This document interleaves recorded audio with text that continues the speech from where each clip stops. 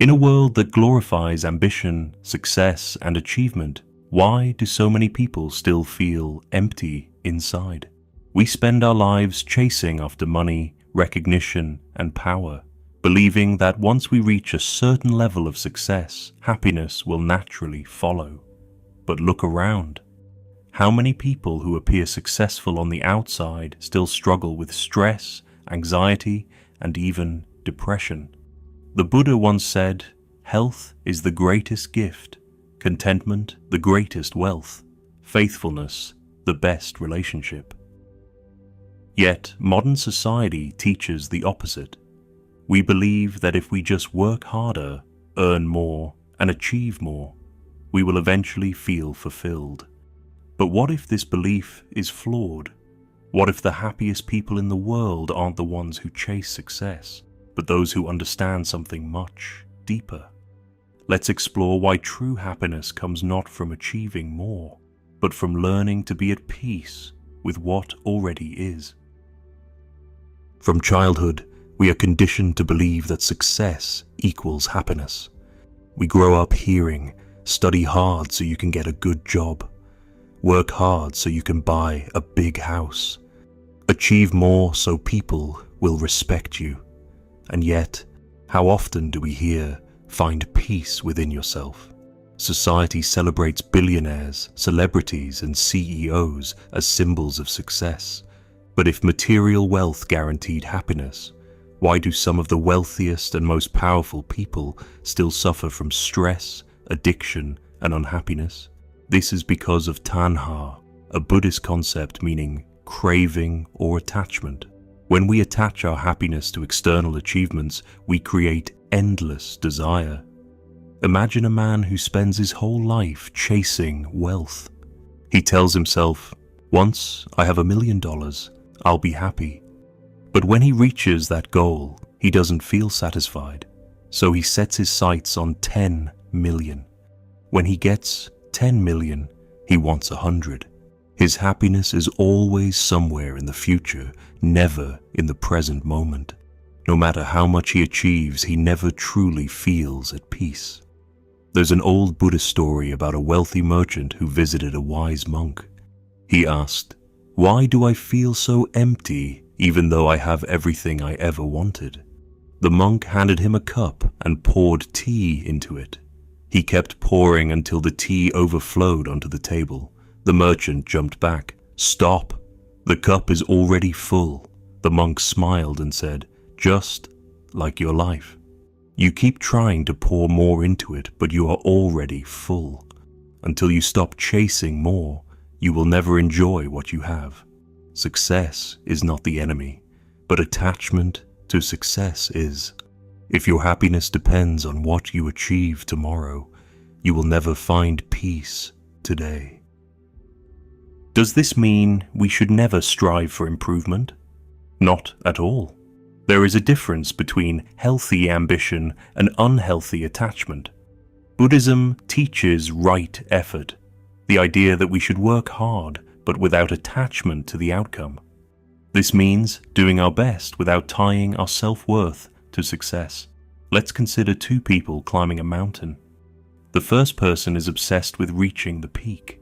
Every step feels like a struggle because all they can think about is getting to the top. If they face obstacles, they become frustrated. If they don't reach their goal, they feel like a failure. The second person also wants to reach the top, but they enjoy the climb. They appreciate the fresh air, the scenery, the challenge. They take their time, learning from each step. Whether they reach the summit or not, they are already fulfilled. Which person do you think will feel happier at the end of the journey? The Buddha taught that suffering comes from attachment, not from effort.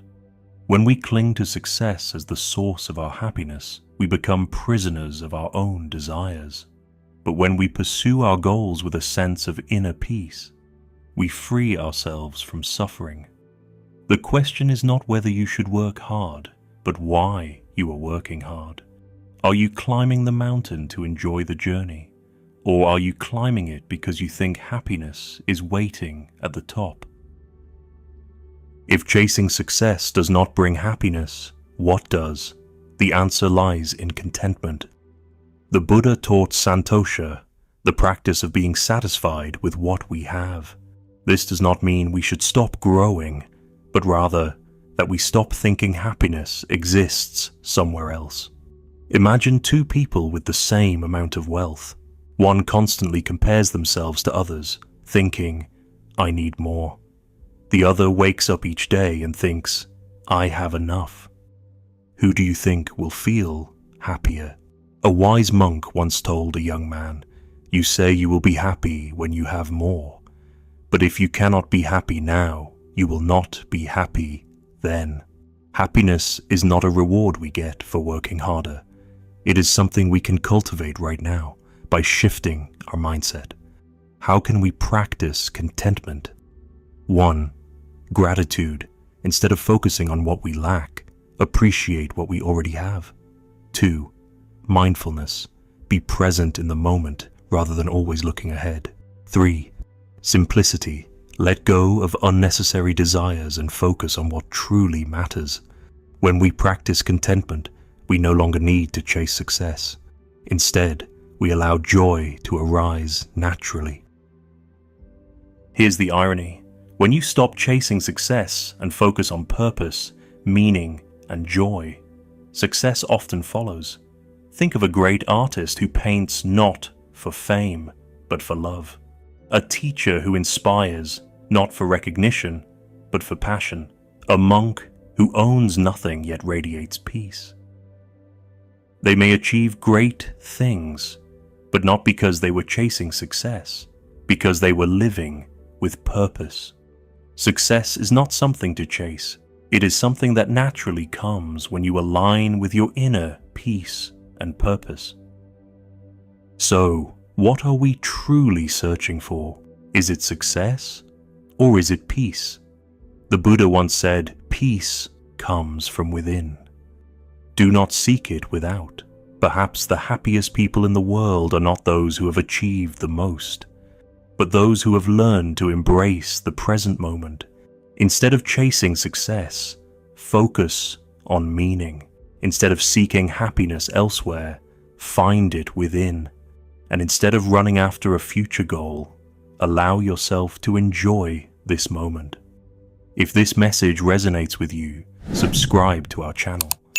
Together, let's explore the wisdom of the Buddha and the path to a more peaceful life. Your journey to true happiness begins now.